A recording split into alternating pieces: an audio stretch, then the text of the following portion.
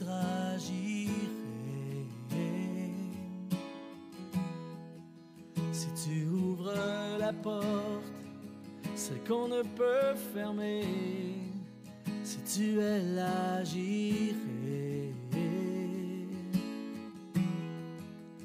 Montre-moi la voie, dis-moi où aller, où tu voudras, j'irai. Si tu ouvres la porte, c'est qu'on ne peut fermer, si tu es là, j'irai. Donne-moi le courage de quitter mon rivage et de marcher sur tes eaux. Le courage d'être libre et d'oublier le passé, le déposer à tes pieds, à tes pieds.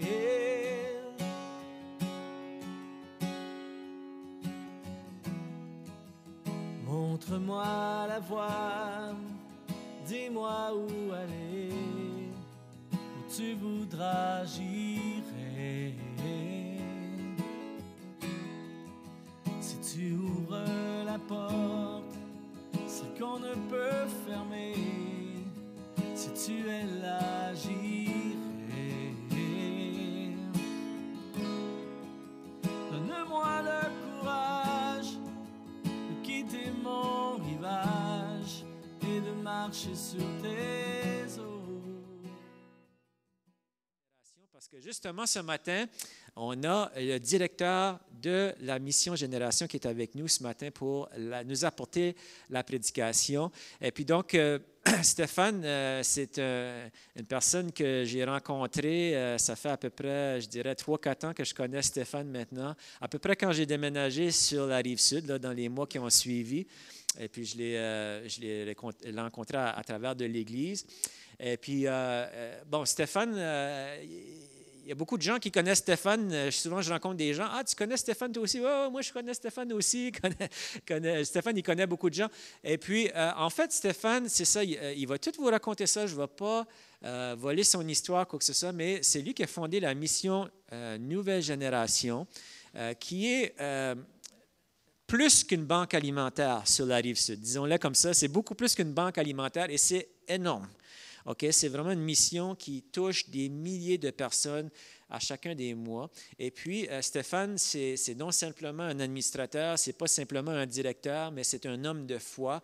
Il a œuvré dans le ministère, il a déjà été pasteur intérim dans une église.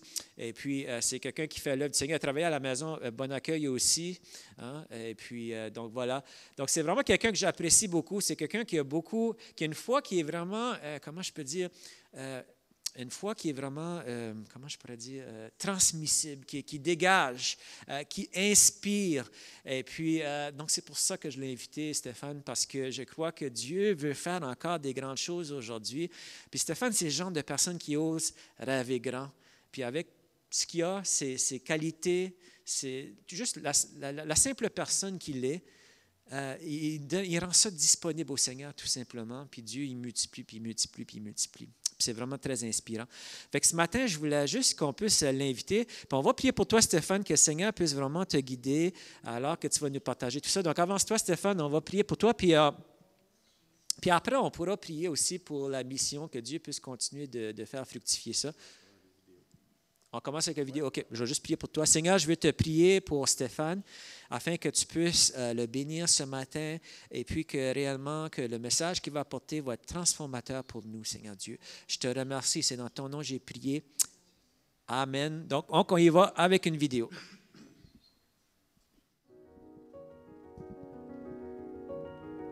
À la mission Nouvelle Génération, nous sommes beaucoup plus qu'un organisme de bienfaisance. C'est une grande famille, une équipe, une communauté d'entraide rassemblant des personnes de tous les horizons. Une mission commune, avoir un impact positif dans la vie des gens démunis et guider la génération montante dans son cheminement. Située à Brossard, sur la rive sud de Montréal, la mission Nouvelle Génération a été fondée en 2009 avec l'objectif initial de combattre la pauvreté sous toutes ses formes. Depuis son début, la mission a pris de l'expansion. La banque alimentaire a commencé tout petit avec, écoute, j'avais 15 familles à chaque 2 semaines et j'empruntais la remorque de mon voisin pour aller chercher la nourriture. Quand on voit ce que c'est aujourd'hui, ça a beaucoup évolué là, avec toutes sortes de projets. Là. Non seulement elle permet de nourrir plus de 1500 familles par semaine, mais elle offre plusieurs services et initiatives des plus importants qui desservent différentes communautés à travers le Québec en priorisant surtout le respect et la dignité pour tous. En plus de la banque alimentaire, la mission offre des ateliers et des services pratiques à petit prix, soit de vidange d'huile pour les autos, de lunetterie, un magasin vélo et plusieurs autres, sans oublier l'apport des fabuleux jardins communautaires. Cultivés avec passion par la mission et ses bénéficiaires, ces jardins permettent aux familles de profiter de fruits et légumes fraîchement cueillis.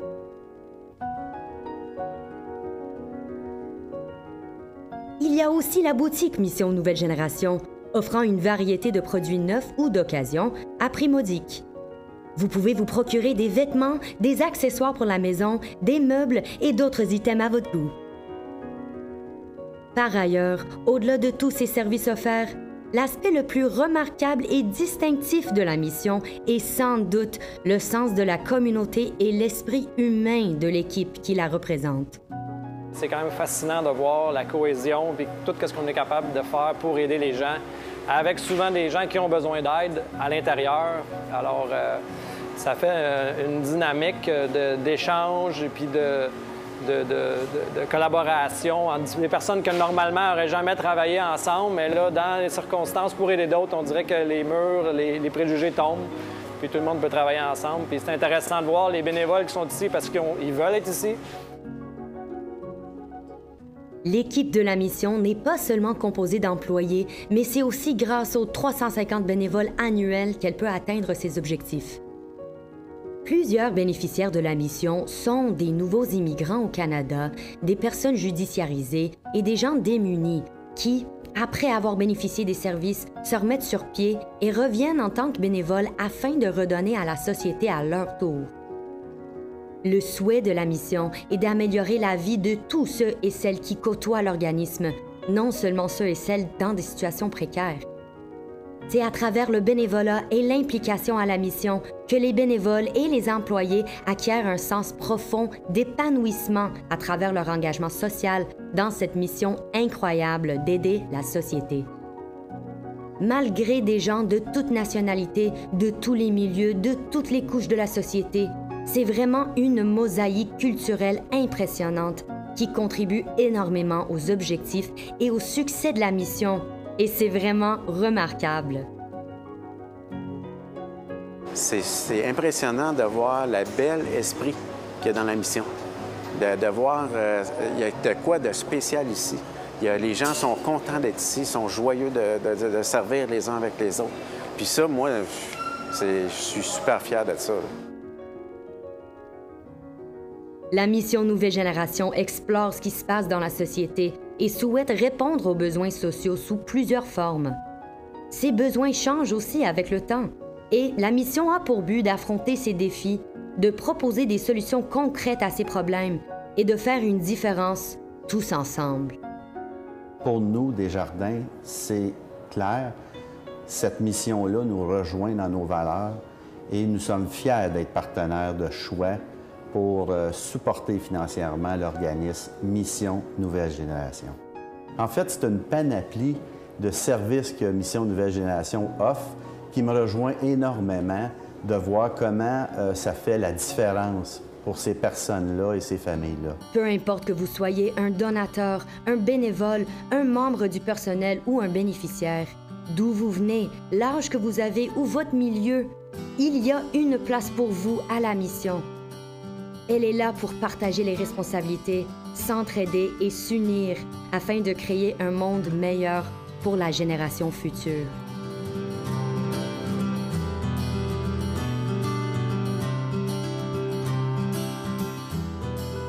Combattons la pauvreté ensemble avec Mission Nouvelle Génération, la force d'une communauté au service des autres.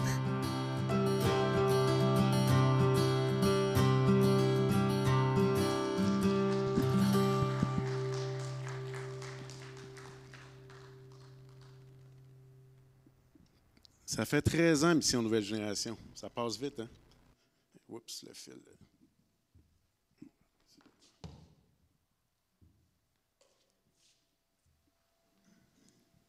Bon, j'ai un petit PowerPoint.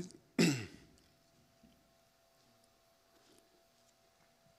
y en a beaucoup qui me demandent, c'est quoi ton background?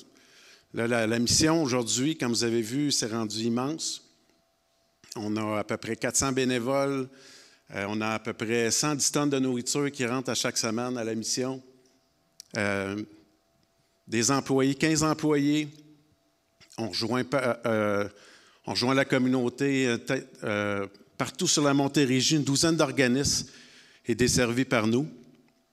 Et là, les gens viennent me voir et ils disent, « Mais toi, c'est quoi ton background? » Moi, je leur dis, « Je suis un chrétien. » « C'est quoi tes études? » « J'ai pas fini mon secondaire. »« T'es-tu pasteur? »« Non, je ne suis pas pasteur. »« Mais là, as-tu un riche en arrière de toi là, qui te back dans tous ces projets-là? »« Non, je n'ai pas de riche. » Pardon?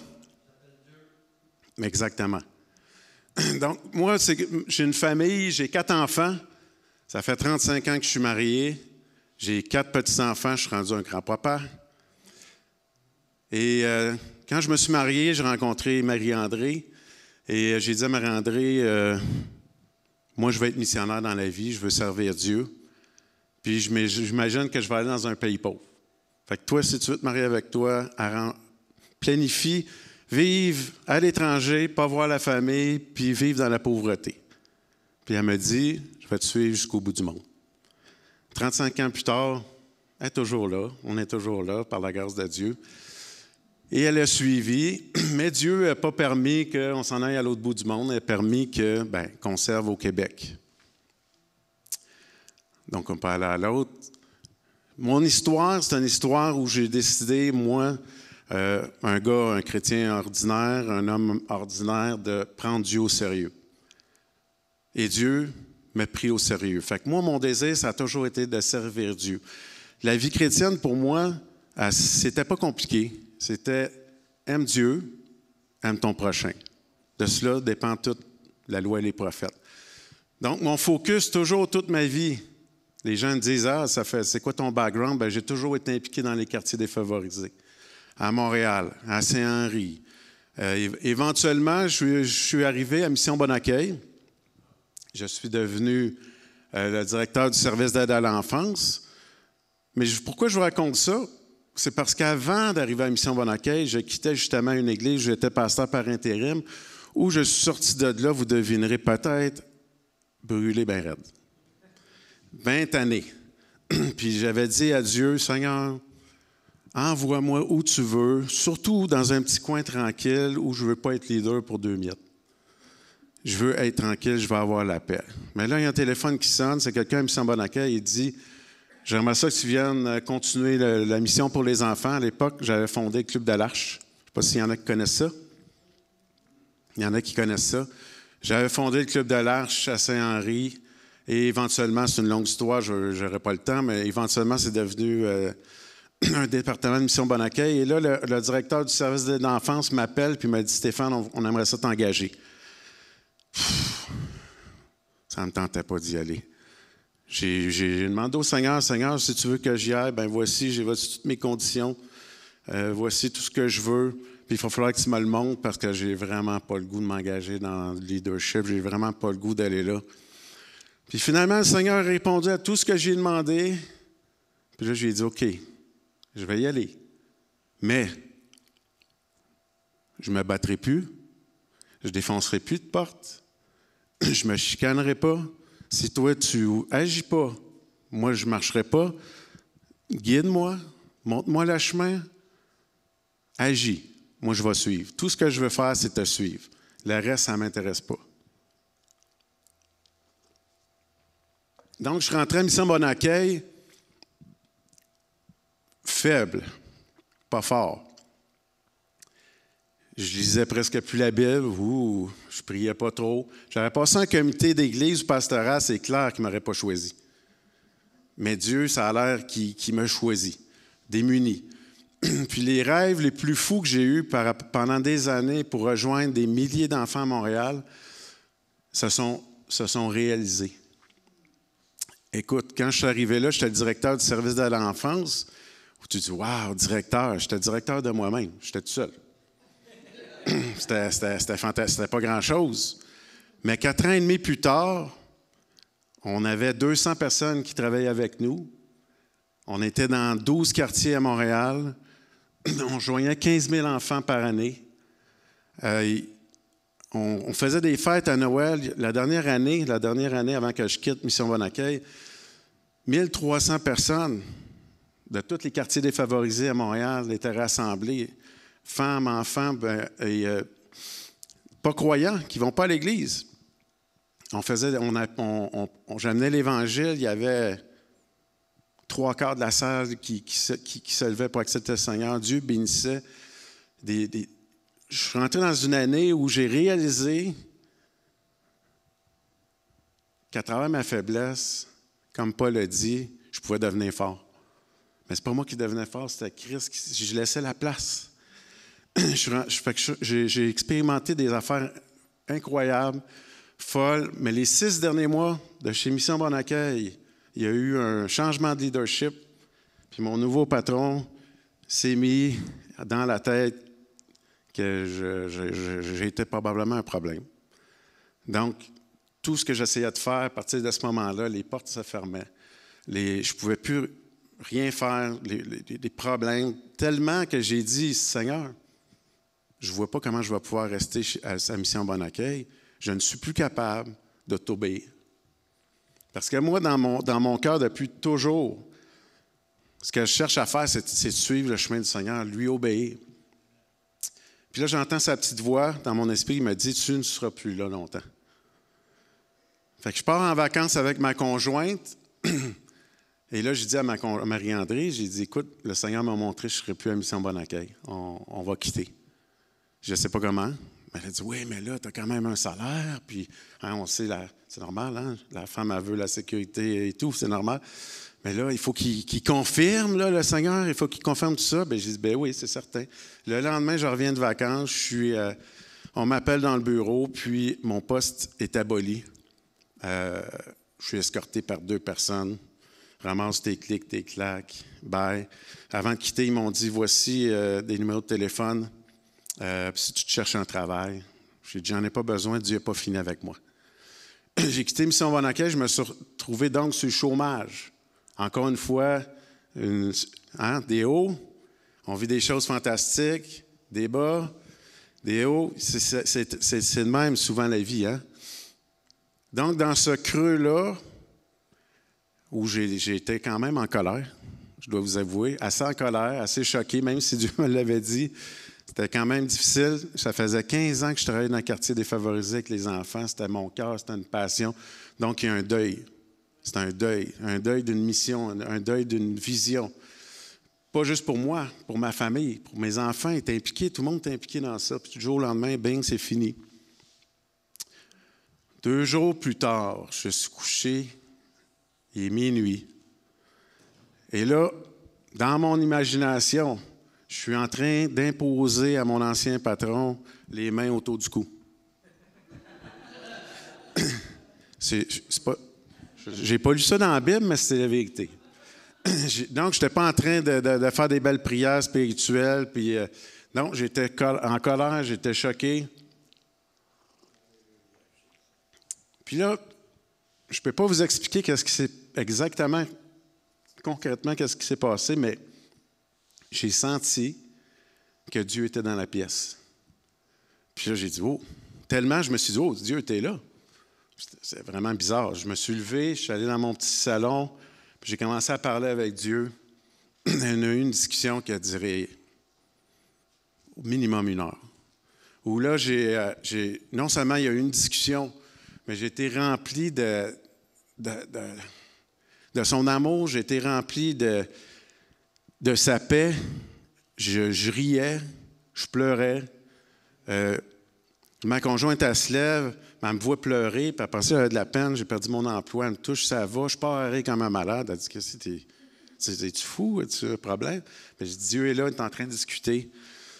Puis foncièrement, ce que Dieu me demandait, c'est tu vas continuer, tu vas fonder, tu vas partir une mission. Bien là, Seigneur, je suis parti d'une mission, je suis sur le chômage tout seul dans mon salon. Comment je vais faire ça? Je n'ai pas d'argent, je ne sais même pas quoi faire. Fait que le lendemain, à un moment donné, je m'en vais me coucher le lendemain, j'ai dit, Seigneur, je suis correct, là, je suis en train d'halluciner, j'ai une vision quelconque, j'aimerais ça que tu confirmes par ta parole et par un frère. Fait que le lendemain, en me levant, j'ai fait le moyen le plus spirituel, chercher un verset de la Bible, j'ai ouvert ça au hasard. Et je suis tombé sur Ésaïe 61, l'Esprit du Seigneur est sur moi, il m'a oint pour apporter une bonne nouvelle aux pauvres. Puis tout ce passage-là, au complet, c'était ce que le Seigneur m'avait parlé. Je me suis effondré en larmes. J'ai dit, mon Dieu, je ne suis pas en train de rêver. Il y a vraiment quelque chose que Dieu veut que je fasse. Par la suite, il m'a dit, voici tel frère va te confirmer. J'avais le nom de la personne. Puis finalement, c'est arrivé. Le frère est arrivé, il a prêché. La première chose qui est sortie de sa bouche à un moment donné, c'était pas le pasteur de l'Église, Ésaïe 61. Quand il a parlé, je me souviens, j'étais debout, puis je me tenais après ma chaise à main, je pensais qu'elle allait m'écrouler à terre. J'ai dit, Seigneur, il n'est pas question que je m'écroule à terre. J'ai dit, moi, j'aime pas ça, m'écrouler à terre. Je me tenais comme ça. Puis j'ai dit, je commence ça comment, une mission? Je ne sais pas. J'ai dit, je continue avec les enfants dans ma tête. Moi, pendant des années, mon expertise, mon cœur, tout ça, c'était les enfants, c'était les familles. Jamais j'aurais imaginé que ça devienne une banque alimentaire. Je fais quoi? On peut aller à l'autre diapositive.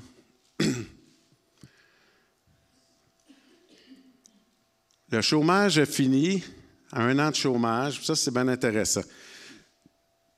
Tu sais, on parle beaucoup de théorie, on parle beaucoup de foi, mais qu'est-ce que ça veut dire concrètement? C'est l'apprentissage que j'en ai eu. La foi, dans le fond, c'est un paquet de décisions. Par exemple, quand je suis tombé sur le chômage, on avait prévu dans la maison de faire des rénovations. J'avais prévu mettre de l'argent pour faire des travaux, mais là, j'étais sur le chômage. Cet argent-là, je devrais le garder peut-être parce qu'au cas où. Puis je me suis dit, oui, mais Dieu a dit qu'il allait pourvoir. Est-ce que j'y crois pour de vrai? Est-ce que je crois vraiment que Dieu va m'accompagner dans ça? J'ai dit, oui, j'y vais, je fais les travaux. Je fais les travaux en croyant qu'à chaque jour suffit sa peine. Dieu, il va prendre soin de moi quand ça va être le temps. Pour faire accélérer un peu l'histoire, rendu au mois d'août, je suis invité à Jeunesse en mission à Tracadie, avec les fabricants de jouets. Encore là, c'est une décision. Mon chômage finissait au mois d'août. Pour aller faire Jeunesse en mission, ce n'est pas gratuit. Ça coûte quelques milliers de dollars. Fait que c'est quelques milliers de dollars qui me restaient pour aller faire ce camp-là. Par la suite, après, il me restait peut-être 200 dollars dans mon compte de banque. On s'en va à Tracadie, on fait cette école-là de fabricants de jouets avec l'église là-bas. Pendant ce camp-là, il y a un monsieur qui vient me voir, puis il me raconte ses difficultés financières. Puis il dit, c'est difficile, la famille, tout ça. Puis pendant qu'il parle, le Seigneur m'a dit, tu vas lui donner 150 $. Wow! J'ai dit, je vais voir ma conjointe. J'ai dit, écoute, Dieu m'a vraiment mis à cœur de lui donner 150 $. Mais là, chérie, il reste combien dans le compte? 200? 250? Oui, mais là, le chômage fini, tu n'as pas de job, tu vas faire quoi? Bien, j'ai dit, garde, j'ai dit, on est tous bien d'obéir. J'ai dit, de toute façon, si Dieu n'agit pas, on est dans la merde. Donc, faisons-le. Et donc, on l'a fait. À la fin du camp, quelqu'un nous a fait un don de 150. Bon, ça l'équivaut. Et là, c'était le début de la mission où j'ai commencé en septembre tranquillement à écrire la charte de la mission. À l'époque, j'avais présenté le projet à l'Église, puis je leur avais présenté la vision que j'avais, puis ils m'avaient dit, mais qu'est-ce que tu veux? Je dis, donnez-moi un bureau, puis un Internet, c'est tout. Pas demandé de salaire, rien. J'avais dit à Dieu une chose. J'ai dit, moi, Seigneur, je vais me lancer. Je vais t'obéir. Mais je dis là, il me reste 100 $ dans le compte de banque. J'ai 3 enfants à la maison. Ma conjointe est à la maison. Elle ne travaille pas. J'ai dit, je vais faire confiance que tu vas pourvoir. Mais je dis, je n'écrirai pas de lettre à personne. Personne ne va être au courant de mon histoire. Je ne solliciterai pas personne. Je ne ferai pas de campagne, fini de souper spaghetti ni de thermomètre. Je ne ferai rien de ça. Prends soin de mes finances, puis moi, je vais prendre soin de la mission que tu m'as donnée. Mais si dans un mois, je n'ai pas nourri ma famille, je n'ai pas fait fonctionner tout, je n'ai pas réussi à payer mes comptes, bien, la mission est finie, c'est tout. J'étais rendu à une époque, je dirais, de ma vie où je n'avais pas trop le goût de jouer aux chrétiens ou aux missionnaires. Là. Tu sais, si Dieu, c'est vrai, je veux le vivre, puis si c'est faux, goodbye. Il n'y a pas de demi-mesure. C'est soit que ça fonctionne, puis que Dieu, ce qu'il dit, ça va fonctionner, ou sinon, ben, je ne suis pas plus choqué que ça, je vais aller travailler. Le mois passe, les fonds rentrent. 2 mois passent, 3 mois, c'est Noël. Et là, j'organise une fête pour les enfants. Sur la Rive-Sud, je ne connais personne. Je n'ai aucun contact. Je ne connais aucune famille défavorisée. Je n'ai pas de ressources. Et là, je vais organiser une fête pour, comme je faisais dans le temps du Club de l'Arche, toutes les familles, les invités. Puis là, les gens, mais les familles, tu vas les prendre où? Ben, le Seigneur va me montrer comment les prendre. Oui, mais là, tu vas acheter des cadeaux à tout le monde. Oui, on va acheter 350 cadeaux. Puis là, je rachetais des cadeaux neufs. J'allais au magasin, j'achetais ça, 350 cadeaux, pas $1, là, des beaux cadeaux. Mais on me dit, tu as eu des dons? Je dis, non, je dis, la mission à payer. Puis la mission, c'est toi la mission, tu n'as même pas de salaire. Qu'est-ce que tu fais là? J'ai dit, ça fait 3 mois que je vis, j'ai aucune idée comment ça se fait. J'ai dit, je pense que Dieu était capable de s'occuper des cadeaux pour des enfants pauvres. On a fait la fête. L'église, c'était à l'époque au Summer. Il y avait de la place pour quoi? 100? Plus que ça. C'était 350 à peu près. 350. J'ai dit, l'événement a eu lieu. Il y a 350 personnes qui viennent assister à l'événement. C'est plein. Les gens n'ont jamais vu ce monde-là. Ils ne sont pas des croyants. Il y a des musulmans là-dedans. Les 350 cadeaux sont là. Dieu a pourvu financièrement pour les 350 cadeaux. Ma conjointe, quand je lui racontais ça, elle dit « Dis-moi-les pas, je ne veux pas savoir. » Fait que Dieu a été fidèle. Jamais dans ma tête, j'aurais pensé que ça deviendrait une banque alimentaire.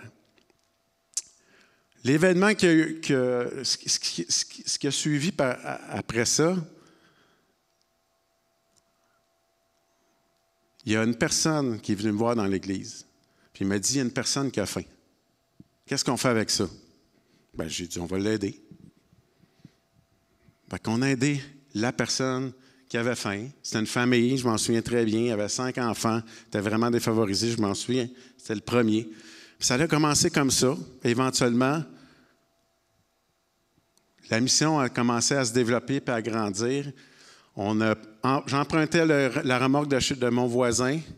J'allais chercher de la nourriture qu'on mettait dans le panier. On a commencé à faire une petite banque alimentaire. Puis le sous-sol dans l'église, bien, il était vide. Il n'y avait rien dans le sous-sol. C'était à peine, même l'électricité était à peine finie même. C'était sur le béton, il n'y avait rien. Fait que je vais voir les anciens de l'église et tout, puis je leur explique, écoute, je pense que ça va devenir beaucoup plus grand. Il va falloir qu'on construise des frigos commerciaux, des congélateurs, qu'on fasse un dock, un shipping, qu'on aménage tout ça. J'évalue que ça va coûter à peu près 50 000 $. Fait que j'ai dit, est-ce que vous êtes d'accord que je fasse ce projet dans le sous-sol? Fait qu'ils m'ont dit oui. Pourquoi pas? OK, est-ce que vous pouvez m'aider? Non. Pouvez-vous me prêter de l'argent? Non. Puis j'ai dit, ils m'ont dit, va à la banque. J'ai dit, disons, Dieu va m'envoyer de l'argent. Mais là, je les ai choqués. Là, ils m'ont dit, là, Stéphane, puis le pasteur, la semaine prochaine, tu commences tes travaux, personne n'est au courant, personne ne connaît tes besoins, puis tu es en train de dire que tu vas construire, tu vas tout aménager le sous-sol sans fonds financiers. Puis le pasteur, à un moment donné, il a dit, laissez-les faire. Laissez-les aller. on a commencé, on peut aller à l'autre diapo. Ça, on peut aller à l'autre. On a commencé à construire, vous voyez même une bétonnière, il a fallu couler une dalle de béton pour faire un shipping.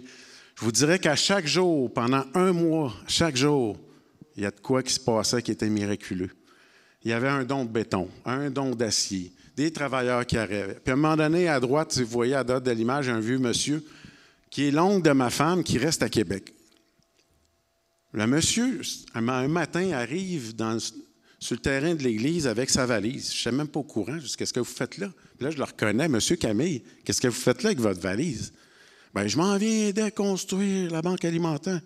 82 ans. Ah, ben ouais. J'ai dit, OK. Bon, ben là, venez coucher chez nous, faites quelque chose. Non, je vais coucher dans le sous-sol. Puis là, il balayait, puis il tenait le pinceau. Puis, tu sais, il faisait ces choses à son niveau. À la fin des travaux, après un mois, tout était construit. M. Camille s'en va et dit, j'ai vu ce que je voulais voir. Il m'a donné un chèque de 15 000 $. Il a quitté. Après un mois, tout était construit. Tout était payé. Aucune dette. Sans qu'on ait fait jamais de campagne de financement. En fait, Mission Nouvelle Génération, depuis 13 ans, n'est pas subventionnée par le gouvernement, n'a jamais fait de campagne de financement, n'a jamais fait de souper spaghetti. J'ai personne à la sollicitation qui est en train de solliciter des entreprises. Moi, je sollicite Dieu. Puis Dieu répond. Constamment. Après cet événement-là, il y a une petite parenthèse que j'aimerais faire. Mes enfants, c'était tous des athlètes d'élite. Ils faisaient du ski de fond d'élite, faisaient du vélo d'élite au niveau élite. Puis ça coûte cher, hein? Ça coûte cher. Puis même là, papa, il est rendu missionnaire, puis il parle la foi. Fait que là, les enfants, il y en a bien qui vont se dire, on va couper ça. Moi, je me souviens d'une belle discussion que j'ai eue avec le Seigneur. J'ai dit, Seigneur, j'ai dit non. J'ai dit, j'aimerais que tu pourvoies pour le sport des enfants. J'ai dit, c'est bon pour eux. Puis je dis, ils vont penser quoi de toi? Si là, tout d'un coup, parce qu'on sert Dieu, là, j'enlève le sport. J'ai dit, ils vont dire, Dieu, c'est poche Dieu. Pas bon. J'ai dit, non. J'ai dit, j'aimerais ça qu'ils gardent une bonne opinion de toi. Que tu te soucies de eux, que tu te soucies de leur sport. Mais croyez-le, ou pas, on a reçu des dons pour le sport, pour les enfants.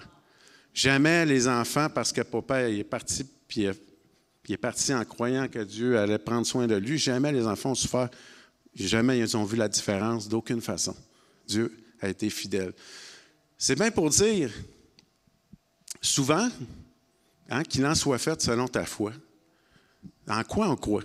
Foncièrement, en quoi on croit? Tu sais, moi, j'ai toujours cru que Dieu était tout-puissant, qu'il était le créateur du ciel et de la terre, puis que ce que je peux faire pour Dieu ne dépend pas de qui je suis comme personne, de mes talents personnels, ni de mon argent, mais de Dieu qui peut me donner la capacité et les moyens financiers de faire toutes choses.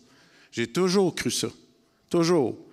Sauf que là, avec Mission Nouvelle Génération, maintenant, il fallait que les babines suivent les bottines. C'est ça qui est en train de se passer. On peut aller à la prochaine? Oui, bien avant, juste reculer le passage, je ne le vois pas vraiment d'ici, mais un des passages clés, non, ben ça, c'en est un, mais je n'aurai pas le temps d'embarquer là-dedans.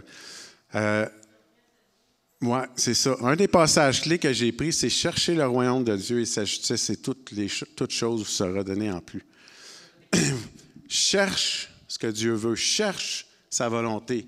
Pour moi, la justice, c'est « prends soin des autres ». Prends soin, qu'importe, tu n'es pas obligé de faire une banque alimentaire, prends soin de ton voisin, prends soin d'une personne âgée, prends soin des autres. Cherche Dieu. Fait que mon énergie, moi, mon attention est où? Est dans ça à 100%.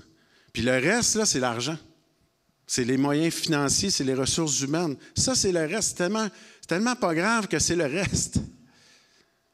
Fait que moi, mon énergie n'est pas dans ramasser des fonds. C'est pour ça, c'est la raison pourquoi je fais ça. Parce que c'est ce qui est écrit dans la Bible. Je fais juste croire ce qui est écrit. J'ai souvent dit à mon conseil d'administration, l'argent, parce que je ne veux pas faire un sermon sur l'argent, mais l'argent a deux problèmes. Quand on n'en a pas, on ne fait rien. Puis quand on en a, on fait n'importe quoi. Mais que tu en aies ou que tu n'en aies pas, le point central ne devrait jamais être les moyens, mais plus sa volonté. C'est quoi ta volonté, Seigneur? Qu'est-ce que tu veux qu'on fasse? Puis ce que Dieu, soyez assurés d'une chose, si Dieu vous guide puis vous donne une direction, puis si vous avez le cœur intègre, Dieu va vous diriger, Dieu va vous donner une mission à accomplir. On est tous appelés à le servir. Bien, vous ne serez pas capable de le faire. Vous n'aurez pas les moyens financiers de le faire. Vous n'aurez pas les ressources, peut-être même au niveau académique, de le faire. Peut-être que oui, mais peut-être qu'il y a des chances que non. Pourquoi? Parce que Dieu veut qu'on soit capable de s'appuyer sur lui. Alors, qu'est-ce qui se passe souvent? On sert Dieu avec peut-être un bon cœur, mais avec quoi? Toutes nos capacités. Puis quand on est à la fin de nos capacités, bien là, on tombe. Hein? On tombe découragé, on tombe à terre. C'est un nouvel apprentissage, une nouvelle façon de marcher. On peut aller à l'autre. À un moment donné, j'avais un camion. Mon camion, un 10 roues, ça coûte à peu près 150 000 $. C'était une vieille régine qu'on avait. Puis le camion, à un moment donné, le moteur saute. Plus de moteur. Je me souviens quand le chauffeur m'a appelé, là, Stéphane, le moteur, il y a de la boucane qui sort, puis il y a du feu. C'est fini, plus de moteur. Puis dans le sous-sol de l'Église, les moyens sont comme Dieu pourvoit. On manque de rien. Le cœur, il débat. Mais tout de suite, tu dis, Seigneur, je te fais confiance. Puis là, je me fais donner un moteur, on répare ça. Puis j'ai dit, Seigneur, ça nous prendra un nouveau camion. Pendant deux mois, je prie, Seigneur, ça nous prendra un nouveau. Il faudrait que tu me diriges de qu'est-ce que je fais. Parce que c'est facile, tu sais, acheter un camion, mais quand tu n'as pas de sous. Puis à un moment donné, j'entends la voix du Seigneur qui me dit, va l'acheter. Oui, mais avec quoi? Inquiète-toi pas.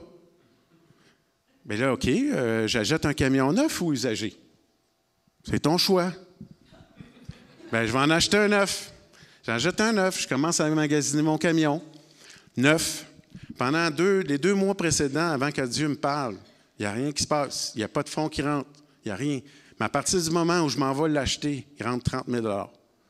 Sans que je cite encore personne, sans que j'écrive de lettre à personne. Il rentre 30 000 $. Je me souviens très bien d'avoir fait un exposé à ce moment-là devant l'Église, puis il disait, regarde, je n'ai pas des moyens, je vais aller l'acheter, Dieu va pourvoir. Puis là, il y en a, il est fou, ben raide, lui. Pourtant, c'est exactement ça qui est arrivé. Dieu a pourvu pour le camion. On peut aller à la prochaine.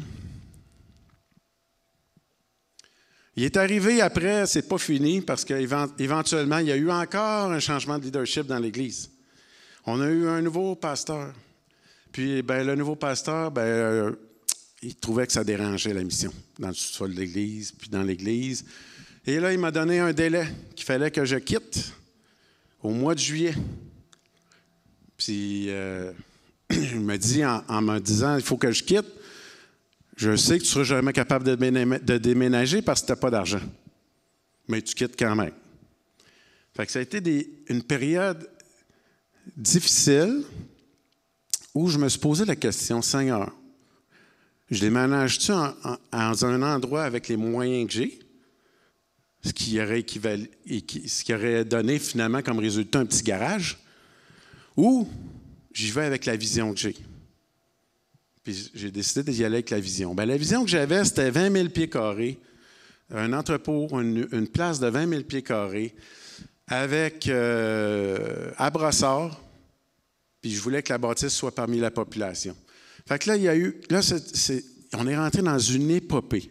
Une épopée, c'est pas un faible mot, où on a commencé à magasiner des bâtiments qui valaient 2, 3, puis 3 millions, alors qu'on n'avait pas une petite scène, puis ni de thermomètre, ni de quoi que ce soit, encore aucune lettre. Puis toute le CA, on priait chaque semaine, puis on se rencontrait, on était unis. Ça, c'est une clé, hein? Sans unité, mes amis, là, on ne peut pas faire grand-chose. L'unité unie en croyant tout le monde ensemble que Dieu allait pourvoir. Je raccourcis ça, mais 3 mois avant la fin, j'avais toujours rien. 3 mois avant le délai, le mois de juillet, j'avais toujours pas de bâtiment, j'avais toujours pas d'argent, j'avais toujours rien. Puis là, je suis en train de négocier pour acheter le bâtiment à Brassard, que vous avez vu sur la vidéo, qui a 25 000 pieds carrés. Fait que vous savez déjà que ça a fonctionné. J'étais en train de négocier avec eux, puis on négocie, puis je me souviens que c'était 3 propriétaires juifs qui viennent dans le sous-sol de l'église à l'époque, au Sommer, puis ils m'ont dit, toi, là, dans ton sous-sol, tu penses que tu vas t'acheter une usine? Ben, j'ai dit oui. J'ai dit, je crois que Dieu va me donner la force et la capacité de le faire. Puis là, le monsieur juif, il voit ma photo. Il dit, ça, c'est Moïse, ça. Ben, j'ai dit, oui, c'est pas Moïse, sa photo, mais oui, ça reflète effectivement le miracle. Dieu a ouvert la mer. Puis je dis, c'est ça que je crois. Dieu m'a donné qu'on est face à une situation impossible où on est mis dehors. Puis moi, là, avec aucun argent, c'est impossible, j'ajoute un bâtiment de 2 millions. Mais je suis mis dehors. Fait que je suis coincé. C'est soit qu'il se passe un miracle ou c'est la fin de la mission. C'est pas plus compliqué que ça. Donc, le juif, il me souvient, les 3 propriétaires, ils m'ont dit, nous, on va aller à la synagogue prier, toi, va à ton église prier, puis on se reparle. Ce qui est intéressant avec cette photo-là, c'est que vous voyez le petit monsieur, il a un sac à dos. Ça, c'est une amie chrétienne qui m'a envoyé cette photo-là en ne sachant pas que moi, dans mon cœur, Dieu m'avait vraiment donné ça. À toutes les fois que ça va être difficile, à toutes les fois que tu verras plus rien, à toutes les fois que tu comprendras plus rien, aie les yeux sur la promesse. Je t'ai donné une promesse, je vais ouvrir la mer. Tu vois rien, c'est décourageant, tu n'as pas d'argent, le pasteur t'a dit que tu ne peux pas le faire, puis c'est impossible. Fais-moi confiance, je vais ouvrir la mer. Le petit bonhomme, il a un sac à dos. La dame ne savait pas que le surnom de notre famille, c'est famille sac au dos. Fait que quand j'ai reçu ça, c'était vraiment comme Dieu qui confirmait, inquiète-toi pas, regarde, c'est toi, tu vas traverser la mer. Tu vas réussir à faire ce qui est impossible. 3 semaines avant la fin du délai que je devais déménager, l'agent d'immeuble m'appelle avec la ville de Brassard pour me dire, Monsieur Plante, on a une mauvaise nouvelle. Là, 3 semaines, c'est pas long, hein? J'ai toujours pas d'argent. Puis là, 3 semaines, le monde savent qu'il y a un délai. Tous les employés, tous les bénévoles, on déménage quand, Stéphane? On va où, Stéphane? Qu'est-ce qui se passe, Stéphane? J'avais rien à dire. J'en avais pas de réponse. Autre, inquiétez-vous pas, le Seigneur est en contrôle. Moi, j'allais chez nous. Je dois vous avouer que par sa grâce, je dormais, je n'ai pas perdu jamais de sommeil, je dormais bien. Mais est-ce que j'étais préoccupé? Mais non. Puis est-ce que je comprenais où c'est qu'on s'en allait? Pas en tout. C'était difficile. C'était difficile. 3 semaines avant, pour rajouter une couche de plus, l'agent d'immeuble m'appelle avec la ville. Oui, M. Plante, je veux vous dire que là, selon le zonage, vous ne pouvez pas acheter. Comment ça? C'est écrit organisme communautaire dans votre zonage. Oui, mais pour nous, ça veut dire le CLSC. Fait que votre zonage, le zonage n'est pas approprié, vous ne pourrez pas déménager. Il reste 3 semaines. Je dis, ça prend combien de temps, madame, de changer le zonage? 1 an. Je dis, madame, j'ai 3 semaines. Après 3 semaines, j'ai des milliers de familles qui ne mangeront pas, puis à toute fin utile, c'est la fin de la mission. Ils m'ont signé une lettre, une dérogation, comme quoi je pouvais venir dans le bâtiment, louer, pour attendre que le zonage soit accepté, mais s'il n'est pas accepté, il faut que je redéménage. On est allé, on a décidé de faire confiance à Dieu. On a finalement loué le bâtiment. On est allé déménager dans cette immense usine-là vide. 6 mois plus tard, le zonage a été accepté. Puis là, on avait un délai dans le bail. La dernière journée pour acheter, sinon tu tombais pleinement commercial, tu ne peux plus acheter. C'est une longue histoire, mais la dernière journée sur le bail, on était chez le notaire, puis on signait, puis on achetait un bâtiment de 2,3 millions, alors que je n'avais pas un sou, qu'alors que j'ai sollicité personne, on a reçu 630 000 $ en dons des propriétaires juifs. Les 3 Juifs ont donné chacun 210 000 $ sans que je leur demande. Donc, la mer s'est ouverte. Le miracle a eu lieu. On peut continuer. La prochaine. C'est quoi ça? Ah oui. Non, on peut continuer à l'autre. Ça, c'est parce que j'ai plusieurs... C'est sûr, au fil de toutes ces années-là, j'ai appris beaucoup de choses. Le Seigneur m'a enseigné beaucoup de choses. Ça, c'est notre bâtiment. Une des choses que le Seigneur il m'a montré, parce que quand j'ai commencé la mission, j'ai posé la question au Seigneur, Seigneur, comment je vais faire, moi, pour appliquer la foi puis la gestion? Moi, je ne suis pas un gestionnaire, je ne connais rien en gestion. Puis dans toutes les CA que j'ai été, 1 + 1 = 2. Puis ça ne peut pas être d'autre chose que ça. Fait que, il est où le lien entre la foi et la gestion? Mais il semblait qu'il n'y en avait pas. Puis la bonne nouvelle, c'est que vu que je n'avais pas d'expérience en gestion, bien, je ne pouvais pas prendre mes acquis, puis mon expérience, puis mes études. Tu es obligé de demander au Seigneur qu'il me le montre. Fait que, tu sais, c'est pas une mauvaise chose dans un sens, n'est-ce pas? Fait que le Seigneur, lui, ce qu'il m'a parlé, c'est la multiplication des pains et des poissons. Il y a tout un enseignement là-dedans. C'est une histoire de gestion et de foi. Et j'ai décidé de gérer toute la mission en appliquant le principe de la multiplication des pains et des poissons. Je vais vous faire un résumé très rapidement. Vous voyez, dans cette histoire-là, hein, il y a une histoire de gestion. Pourquoi? Parce qu'ils ont évalué le besoin. 5000 personnes plus les femmes et les enfants, c'est ce qu'on fait en gestion, en comptabilité. On évalue le besoin. Ils ont évalué leur avoir. Une coupe de pain, une coupe de poisson. C'est pas grand-chose, hein?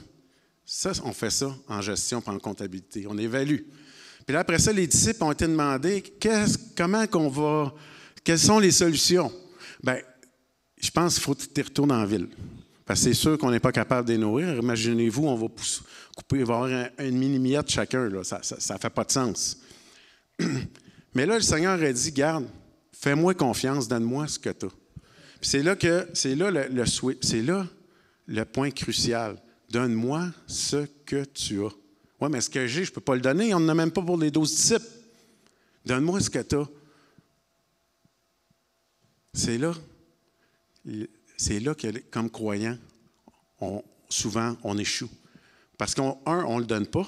2, on le garde, puis on rentre dans les moyens humains, on les retourne en ville. Mais à partir du moment où tu as donné ce que tu as, Dieu, il multiplie. Fait que j'ai décidé d'appliquer ça constamment dans tous les principes, même dans les principes d'achat de la bâtiment. Comment ça s'est appliqué dans l'achat du bâtiment?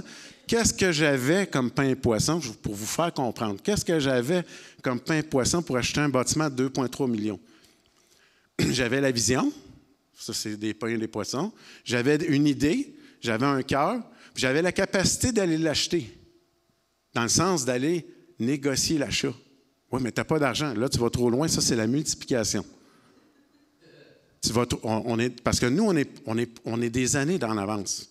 On a bien de la misère. Puis ça, c'est une autre clé. À vivre au jour le jour.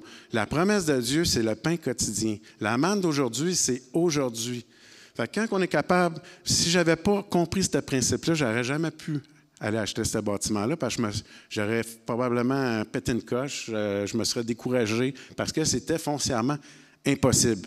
La bénédiction, c'est aujourd'hui. Donc, c'est ce que j'ai fait. J'ai donné ce que j'avais. Puis Dieu, rendu au pont, comme on dit, le pont était là. Dieu a pourvu. J'ai fait ça dans à peu près toutes mes décisions sont basées là-dedans. Je me pose toujours la question, quelle est ma part? Quelle est ma portion? Puis laisser toute la place à Dieu après, d'intervenir puis d'agir. Toute ma gestion là-dessus. Fait qu'aujourd'hui, les gens me disent, c'est quoi ta gestion? Bien, je vais leur sortir la multiplication. Ils vont se dire, ouais. Et pourtant, ce que je vous raconte, ce n'est pas des théories. C'est là. C'est concret. Ça fonctionne parce que Dieu est vivant. Laisse la place à Dieu de s'occuper de tes ressources. Laisse la place à Dieu de t'occuper de ses ressources. Vous savez, j'ai une illustration. Mettons que Jésus, tu l'invites chez vous. Puis, il y a un gros repas, il y a 5000 personnes, puis Jésus a dit, c'est juste pour vous faire comprendre un peu. Il dit, je vais m'occuper de la vaisselle. Je vais faire la vaisselle, tu t'en occupes pas, c'est ma partie. Je m'en occupe. Mais toi, tu es tellement stressé puis perfectionniste. Tu dis, ouais, ben là, tout d'un coup, tout seul, comment il va faire ça? Il ne s'en occupera pas. Puis finalement, toi, tu décides de t'en occuper, puis tu fais la vaisselle, puis Jésus arrive, ben, tout fait la vaisselle. Ben, tu dis, ça revient au même. Non, ça ne revient pas au même. 1, tu n'es pas intervenu dans ta vie. 2, tu as perdu du temps. 3, tu as perdu de l'énergie pour quelque chose que Dieu a promis de faire. Fait qu'avec les ressources, c'est la même affaire. À toutes les fois que tu te stresses avec ça, tu fais de quoi que ce n'est pas nécessaire. Dieu a promis de s'en occuper. Dieu a promis de s'en occuper.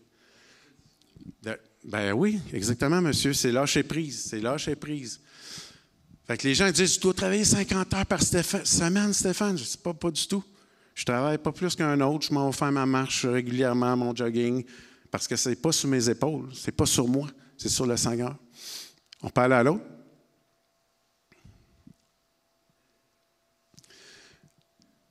Ça va jusque dans les ressources humaines. Tu sais, non seulement on est une anomalie, même comme un organisme chrétien, parce qu'on ne fait pas de campagne de financement, on croit que Dieu pourvoit et il le fait d'une façon extravagante. Extravagante.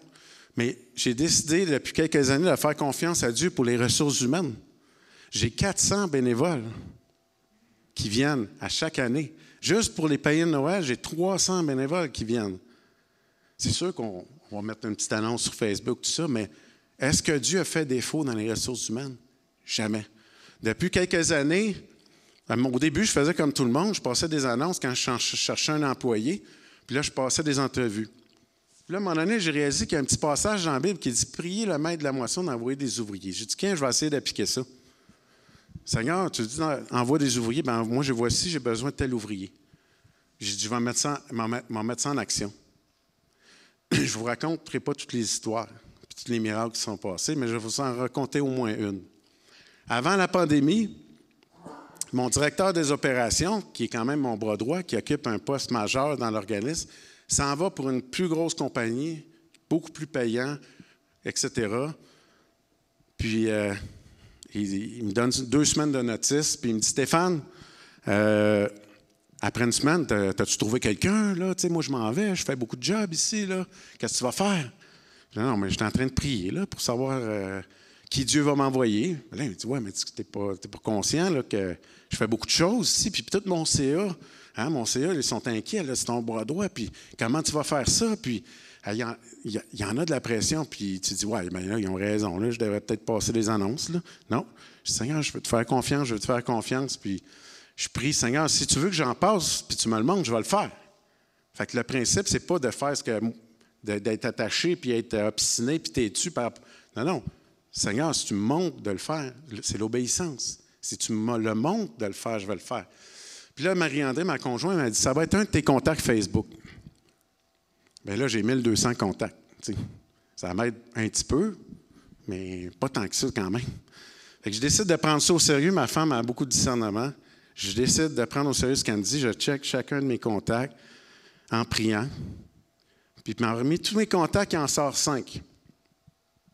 Sur les 5, je leur envoie un message, Messenger, en disant « Je cherche un directeur des opérations. Voici la description de tâche. Si vous connaissez quelqu'un, pas dire « Es-tu intéressé? Dieu m'a montré que c'est toi. » Non. Si tu connais quelqu'un, fais-moi signe. Il y en a un qui m'appelle, on se rencontre. Après la rencontre, non, ça ne sera pas lui, il en reste 4. Le soir même, dans mon esprit, je vois qui va être la personne parmi les 4. Je le vois dans mon esprit. Mais là, je dis, Seigneur, c'est bien beau. Mais je dis, moi, je ne vais pas le recontacter. Je ne vais pas y réécrire. Puis je dis, 2, je ne sais même pas ce qu'il fait dans la vie. Il est peut-être sur le BS, là, je ne sais pas, moi. Peut-être qu'il n'est pas compétent. Fait que le lendemain matin, qu'est-ce qui se passe? Il m'écrit. Et il dit, je veux te rencontrer. On se rencontre, on va manger ensemble. Puis il dit, Stéphane, il dit, tu sais pas ce que je fais dans la vie? Je dis, non. Je dis, tu fais quoi? Ben, dis-moi, je suis directeur d'un magasin. J'ai 50 employés à ma charge. C'est moi qui fais toute la gestion depuis 30 ans. OK. Mais il dit, là, je comprends pas pourquoi tu m'as écrit. Ben, j'explique. J'explore la possibilité que tu sois la personne que Dieu appelle, que Dieu envoie pour la mission. Puis lui, il a la bouche comme ça, là. Puis il me regarde. Puis il dit, Stéphane, il y a 6 mois, je voulais venir te porter mon CV. Il dit, c'est quoi la chance que... Mais il n'y en a pas de chance. Dieu a envoyé la personne comme j'ai prié. Tu sais, ma directrice des ressources humaines, c'est la même affaire. Elle est arrivée, elle avait un cancer du sein. On a prié pour elle. J'ai dit, Seigneur, c'est pas vrai que tu vas me l'envoyer qu'elle meurt d'un cancer du sein. On a prié pour elle, elle a été guérie du cancer du sein. Elle était à terre, Dieu l'a relevée. Il y a plein d'histoires qui se passent même dans les ressources humaines. Dieu est tellement fidèle. À un moment donné, mon directeur il dit, là, j'ai besoin d'un chauffeur. Là. Puis lui, il fait exprès. Là. Il me passe des annonces. Je toujours torqué, tu sais. Là, dans mon esprit, va voir la fille de ma directrice des bénévoles. Puis je dis, ouais, tu connais-tu quelqu'un qui a son permis de chauffeur? Elle dit, oui, je viens de recevoir ça justement. Clic, m'en va là. Clic, 2 minutes. C'était réglé. C'est chaque semaine dans la mission. C'est pas juste une fois dans l'année. Chaque semaine, il se passe de quoi? Il se passe des miracles de providence, des miracles de... Même, tu sais, je n'ai pas le temps de tout parler, mais tu sais, il y a des gens qui viennent dans la mission, il y en a qui ont été guéris aussi. On ne saute pas sur le monde pour les guérir. Je n'ai pas suivi de cours comment guérir du monde. Mais je sais, le monde, ils souffrent. Ils sont là. Tu veux que je prie pour toi? OK. Je me souviens, la première fois que c'est arrivé, une femme a un trou au cœur. Elle a un trou au cœur. Je disais, hey, moi, juste prier déjà, j'ai dit, d'un coup, ça ne marche pas. J'ai dit, il va y avoir de l'air de quoi? Puis là, j'ai dit, Jésus pourrait te guérir. Elle était à s'en aller chercher sa nourriture. Puis elle se lève, j'ai mis sa main sur l'épaule, j'ai dit, sois guéri. Ça a fini de même. Mais moi,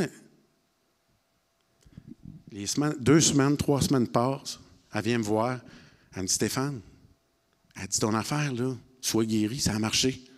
Elle dit, j'ai plus de trop cœur, je recommence à travailler dans 2 semaines, je suis totalement guéri. Elle dit, puis là, après, c'est arrivé plusieurs fois. Tu sais, fait que Dieu, qu'importe la façon, il n'y a pas de spectacle là-dedans, c'est juste bien simple, c'est juste bien ordinaire. Hein? C'est ça. On peut aller à la prochaine?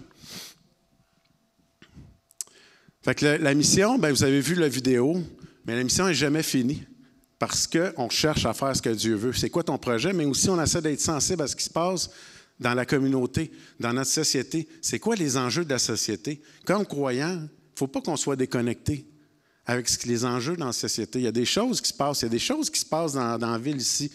C'est quoi les enjeux? Il y a peut-être des jeunes qui ont des besoins. Je ne sais pas. Puis ce qu'on fait souvent, c'est que les enjeux nous dépassent. Donc, on ne s'engage pas dans les enjeux parce que ça nous dépasse. Fait qu'on ne prie pas non plus, mais regarde, je vous lance un défi. Commencez donc juste à prier. C'est déjà le début. Puis là, il y en a qui vont dire, ouais, mais moi, là, tu connais, je suis à tel âge, je n'ai peut-être pas de capacité. Ça n'a aucun rapport. Dieu va devenir votre capacité. Tu sais, aujourd'hui, mission Nouvelle Génération, on ne l'a pas vu, mais on a une lunetterie maintenant.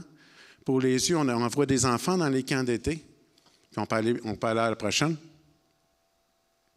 Et maintenant, on a même un projet de transformation alimentaire humanitaire.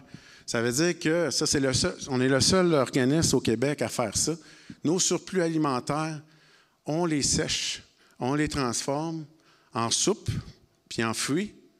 Okay? Donc, on a carrément une chaîne de montage alimentaire avec tous ceux qui travaillent presque, c'est des handicapés intellectuels qui viennent travailler là-bas, qui donnent un coup de main.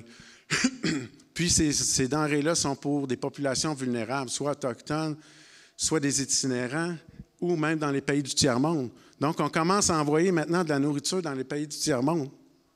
On est une organisation, maintenant, on reçoit 110 tonnes de nourriture par semaine.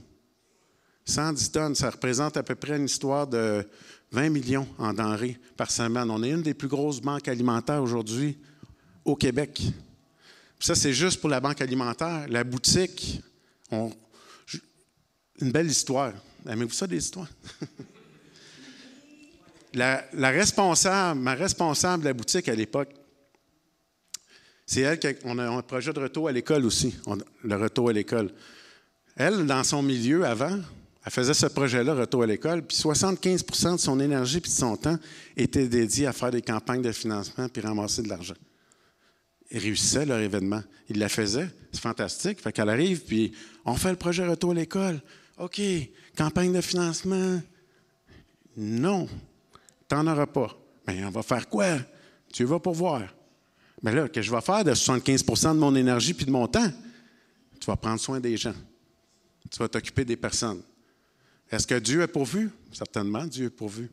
Là, à un moment donné, elle est venue me voir. Elle dit, moi, j'aimerais ça que dans la boutique, on ait des affaires neuves. Bien, j'ai dit, cool. On fait quoi? On demande au Seigneur. Bien, on se mène trop simple. Demandez au Seigneur. Qu'est-ce qui s'est passé? 1 mois plus tard, je recevais 1 million de stocks flambant neufs dans la mission, sans que j'aille solliciter qui que ce soit. Vous avez vu le gars de la Caisse des Jardins qui nous supporte dans la vidéo? Je ne l'ai jamais sollicité. J'étais allé faire du change à la caisse pendant la pandémie. Puis là, le directeur, qu'est-ce que vous faites là, monsieur? Bien, je fais du change. Bien, vous êtes qui? On est un organisme, on aide des familles défavorisées.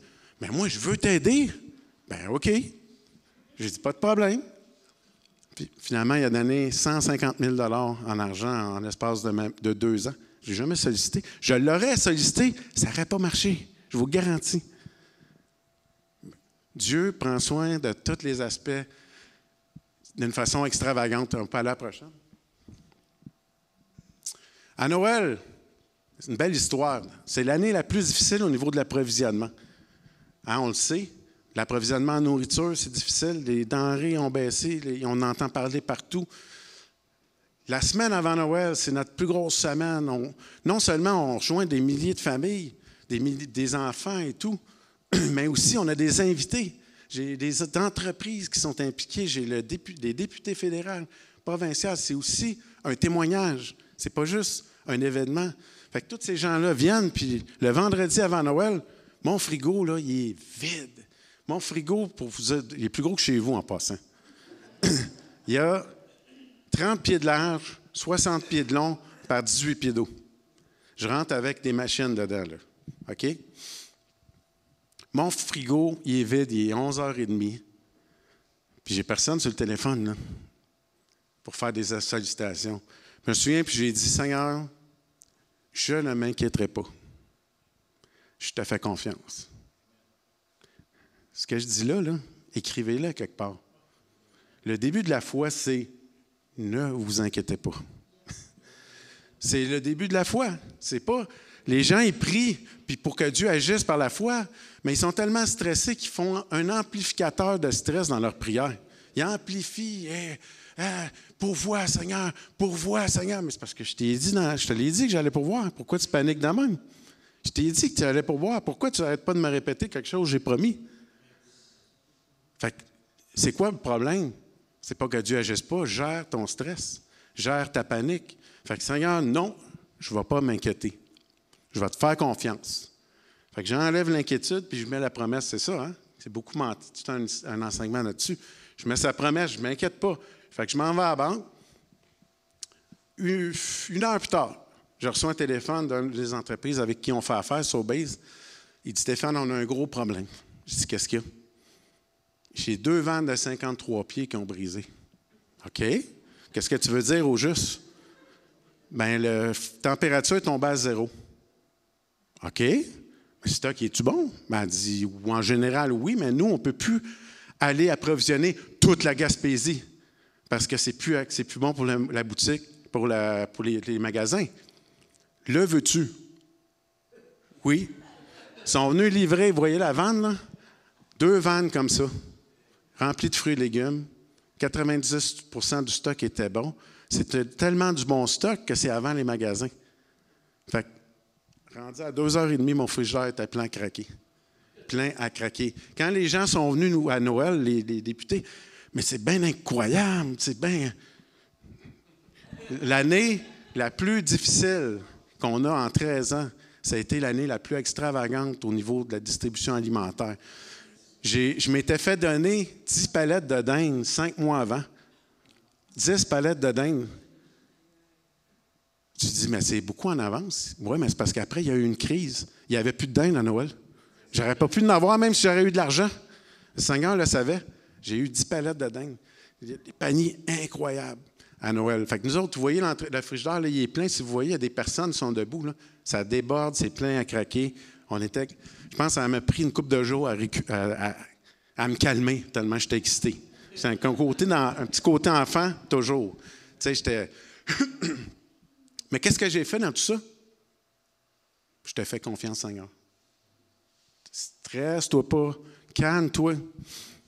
La prochaine. Mais imaginez-vous qu'à travers ma gestion avec mes versets bibliques, on est maintenant finaliste au prix d'excellence comme meilleure entreprise d'économie sociale de la Chambre de commerce de la Rive-Sud et d'industrie. On est finaliste comme meilleure entreprise, la mieux gérée, avec une gestion efficace, avec une vision efficace, reconnue par des gens qui ne sont pas du tout croyants. Je ne me suis pas auto-présenté là. C'est un gars qui est venu me visiter. Moi, je veux te parrainer. Ben, moi, les trophées, j'aime pas bien ça. Là. J'ai dit, ouais, mais tu comprends pas, c'est une reconnaissance de l'excellence du travail que vous faites. Fait que dans notre catégorie, il y avait 13 entreprises, tous parrainés par des hommes, c'est toutes des tops, des banques, etc. Puis on fait partie des 3 finalistes. On va savoir le 25 mai si on gagne. Mais qu'importe, déjà être finaliste, c'est déjà une reconnaissance. Si les gens savaient comment je gère mon affaire, ils trouveraient ça surprenant. Mais c'est un témoignage à la gloire de Dieu, je dirais. La prochaine. Fait que Dieu, finalement, c'est un chef d'orchestre. Tu sais, je veux dire, c'est pas moi le chef d'orchestre. Tu sais, moi, je veux... Dieu est dans... Tu sais, comment je pourrais dire? Je fais partie de l'équipe de Dieu, mais je dirais que Dieu est dans mon équipe aussi. Puis moi, au-delà de tous les projets que je fais, de nourrir les gens, ça ne m'excite pas tant que ça de nourrir du monde. Mais on change la vie de milliers de personnes, par contre. Des enfants, des femmes qui, s'ils ne mangeaient pas, bien, ils ne fonctionneraient pas à l'école. Il y a une famille qui n'a pas des moyens de nourrir, bien, ça crée des conflits familiales, ça crée de la détresse, éventuellement, ça crée de la criminalité. Il y a un gros impact social dans ce qu'on fait. OK? Donc, laissez Dieu être acteur, pas juste parler en théorie. Tu sais, moi, là, Dieu, j'ai besoin qu'il se manifeste comme ça. J'ai besoin de voir sa main. Je veux la voir. J'ai plus de plaisir d'avoir toute sa main, sa provision, ses bontés, que de faire le travail en tant que tel. Puis, en fait, j'ai tellement de temps libéré, OK, parce que je fais confiance à Dieu. Savez-vous ce que je fais? Une de mes tâches dans la mission que je fais? J'accueille les familles puis je leur donne du café. Puis je donne des bonbons aux enfants. Le monde, ils ne savent pas que je ne suis pas écrit directeur. Ils pensent que je suis le gars aux bonbons. Les enfants m'appellent Monsieur Chocolat. Puis à un moment donné, des fois, il y a une petite caisse, là. Des fois, je remplace à la caisse. Puis là, ils me disent, « Hey, t'as gradué, t'es rendu à la caisse. » Ben, je dis, « Ben oui, ben oui. » J'ai le temps, puis j'ai l'énergie de prendre soin des gens. Parce que, pourquoi je fais ça? Dieu prenait soin des gens. Jésus a pris soin des gens. De façon simple et ordinaire. Puis les affaires que normalement on se tracasse le basic, puis qu'on met énormément d'énergie, bien, je n'ai pas besoin de le faire, c'est Dieu qui s'en occupe. Fait que j'ai le temps. C'est merveilleux. La prochaine, je vais finir avec ça. Donc, qu'importe le milieu qu'on est, qu'importe ce que vous faites dans la vie, qu'importe l'âge que vous avez, si vous mettez Dieu au défi, c'est décider d'obéir. Vous n'avez aucune idée de ce que Dieu peut faire avec vous. T'sais, je pense que si je suis peut-être un exemple, je ne peux pas me vanter de grands titres, mais je peux me vanter d'un grand Dieu. OK? Puis Dieu, bien, si on le met au défi, il va vous renverser, il va vous surprendre. Puis, à partir de pas grand-chose, des fois, on se dit, on n'est pas beaucoup, il n'y a pas grand-chose. Arrêtez de chialer. Regardez au Seigneur. Le Seigneur, quel est le projet, même pour l'Église, quel est le projet de Dieu pour votre Église? Dieu, il veut qu'on rentre dans des projets pour qu'il puisse se manifester. Puis quand il se manifeste, qu'est-ce que ça fait? Ça construit ma foi, ça construit la communauté. Les gens qui viennent, j'ai 98% des bénévoles, ce n'est même pas des chrétiens. Mais, merci Seigneur pour chacune de ces personnes-là que Dieu envoie. Dieu les envoie. Ce n'est pas juste, les chrétiens, nous autres, j'ai des musulmans, j'ai des hindous, j'ai des personnes âgées. Ma plus vieille bénévole a 91 ans. C'est ma belle-mère. Oui. 91 ans, elle part de Laval en auto. puis elle vient faire son bénévolat chaque semaine. C'est qu'importe l'âge, je me souviens, je finis avec ça, là. Il y a une femme, que j'ai entendu son témoignage, son mari était décédé, elle avait 67 ans, puis là, la mission, il a dit, là, tu es rendu assez vieille, il faut que tu prennes ta retraite. Mais Dieu lui avait donné un rêve dans son cœur de s'occuper d'orphelins. Mais là, la mission, non, tu es rendu trop vieille, ton mari est décédé, tu ne peux pas rien faire. Puis elle a décidé, mais moi, je vais y aller quand même. La mission a dit, nous, on n'embarque pas. 20 ans plus tard, c'est des milliers d'enfants qu'elle s'occupe. Elle a décidé de suivre ce que Dieu lui a mis à cœur. Puis c'était une petite femme, on pourrait dire, là, c'est fini, c'est l'âge de la retraite. Il n'y en a pas de retraite avec Dieu, excusez-moi, ça n'existe pas. Ça n'existe pas. Il y a toujours de quoi faire, tout le temps, tout le temps, tout le temps. Fait que c'est ça. J'espère que ça vous a béni, puis que ça vous a encouragé. C'est ce que mon petit...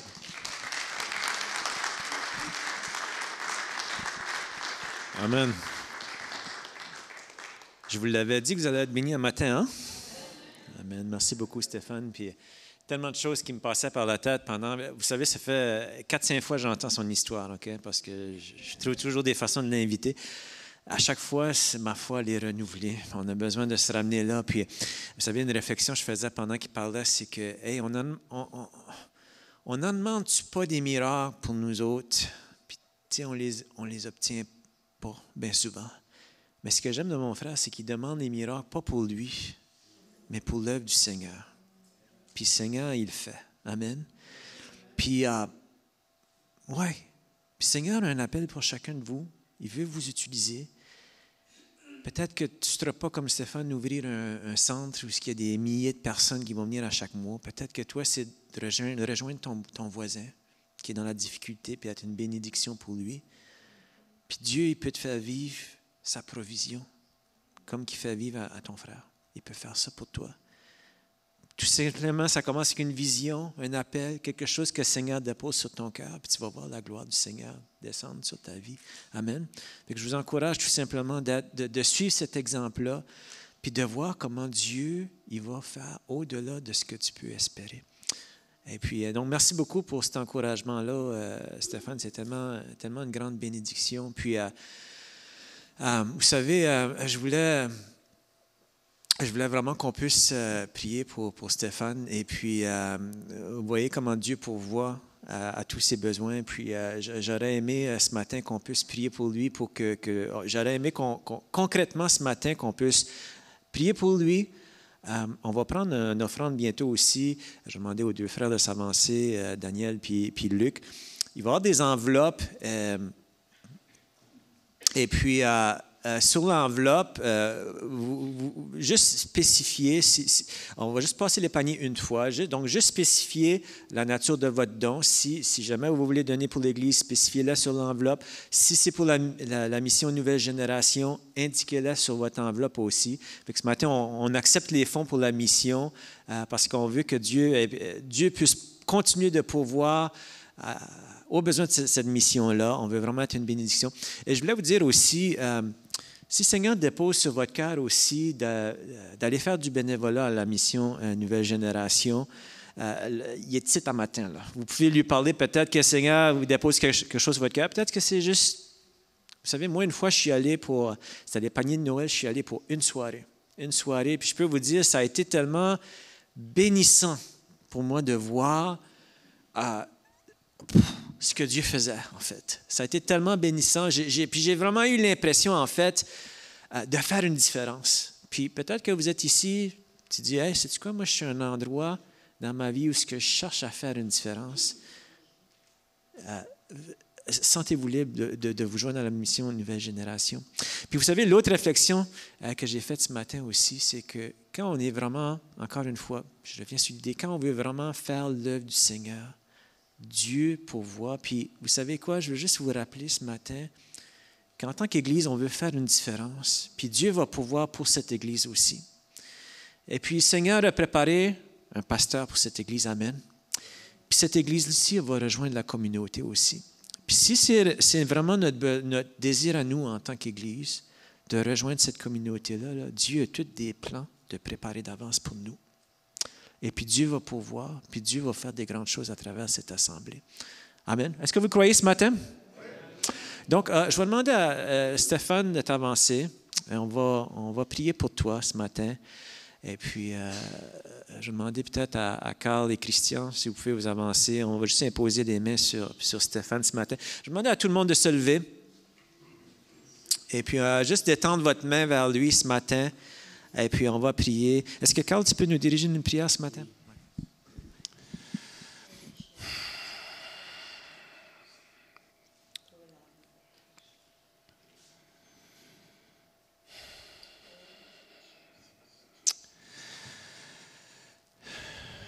Merci Seigneur Dieu pour ta fidélité et ta grandeur éternelle. Nous, on se fait souvent nos plans, mais les meilleurs plans viennent de toi. Et s'il y a une leçon à prendre aujourd'hui pour nous, ce que Stéphane nous a communiqué, Seigneur Dieu, c'est de nous attendre à toi, c'est d'écouter à toi. Et de te faire confiance, d'avoir foi en toi. Je suis témoin, Seigneur, et nous sommes témoins ensemble que ta fidélité dure à toujours. Que tu n'abandonnes pas celui en qui se confie en toi. Que tu renouvelles ses forces. Que tu le fais aller de l'avant, que tu le fais se relever, que tu le fais marcher, courir. Et qu'en toi, il a pleine assurance et pleine paix. Tu es aussi ce Dieu qui nous dit que nous n'avons pas encore saisi le but, mais que tu nous permets de faire une chose, d'oublier ce qui est en arrière, de tendre vers ce qui est en avant et de courir vers toi. Nous avons été bénis ce matin du témoignage de Stéphane. Tu as déposé dans nos vies, Seigneur Dieu, et nous voulons recevoir cette semence, qu'elle porte du fruit ce matin au nom de Jésus. Mais d'une même façon, Seigneur Dieu, je veux déposer une semence dans la vie de Stéphane. Qu'il oublie ce qui est en arrière, qu'il tende vers l'avant, et qu'il court pour te saisir. Tu as fait des grandes choses, tu as encore des grandes choses à faire pour ta gloire. Merci à l'avance. Merci à l'avance de ce que tu vas faire dans cette mission qui est la tienne, dans cet homme qui est ton serviteur, dans sa famille, dans les gens qui l'entourent, dans toute cette communauté, Seigneur Dieu. Tu veux encore toucher les vies. Tu veux sauver, tu veux guérir, tu veux relever. Seigneur Dieu, il y a des hommes et des femmes qui vont te connaître à travers ce ministère, Seigneur Dieu, qui vont éprouver vraiment qui tu es.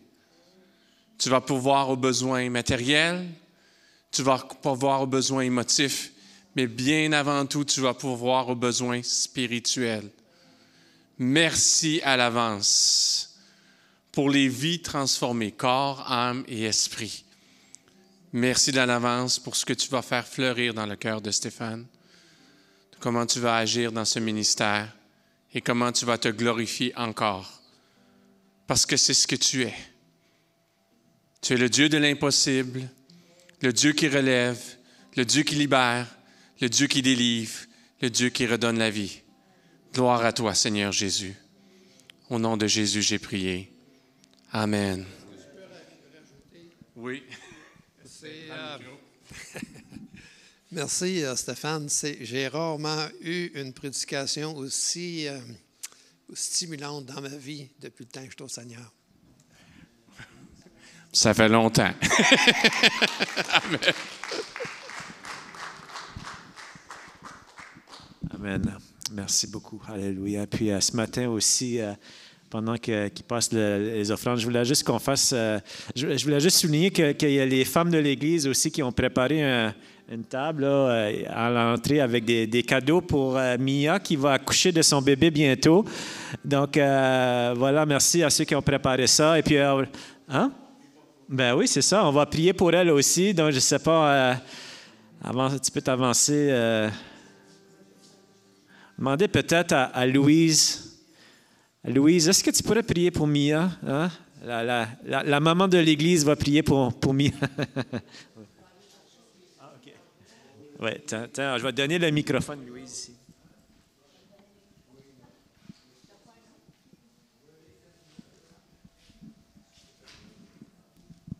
Oh Jésus, précieux Jésus. Alléluia. Glorieux Jésus. Merci Seigneur. Merci Seigneur pour notre petite sœur Mia qui apporte de la vie au milieu de nous, qui est une vie nouvelle qu'elle porte dans son sein, qu'elle va accoucher, Seigneur. Merci pour la protection, ta protection sur elle, Seigneur, parce qu'on sait que quand on donne naissance, que ce soit un projet, que ce soit un enfant, souvent l'ennemi essaie de détruire dans le tout début de la vie. Alors, Seigneur, on réclame ta protection, la protection de ton sang sur elle, que tout se passe, Seigneur, sous ta protection, sous ton regard, Seigneur, que l'ennemi ne vienne pas briser les plans que toi, tu as déjà pour la vie de cet enfant. Si on regarde dans Jérémie, Seigneur, on voit que avant même la naissance, tu avais un plan défini pour Jérémie, mais c'est la même chose pour nous. Tu le dis de même dans le psaume 139. Alors, c'est toi qui tisse dans le sein de la mère, c'est toi qui l'aide, Seigneur, à mener à terme cette grossesse, Seigneur Jésus.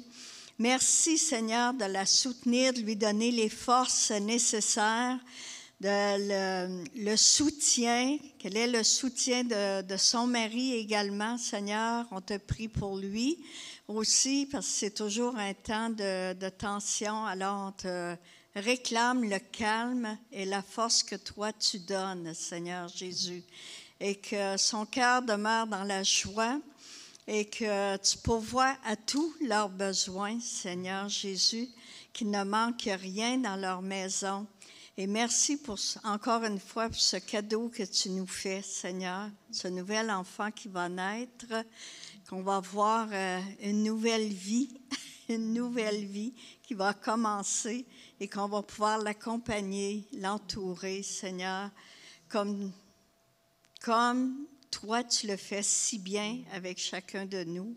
Alors, c'est à nous de faire, en fin de compte, ce que toi, tu fais si bien, de nous inspirer. Alors, bénis-la, protège-la, Seigneur. Dans le nom de Jésus, nous avons prié. Amen. Alléluia.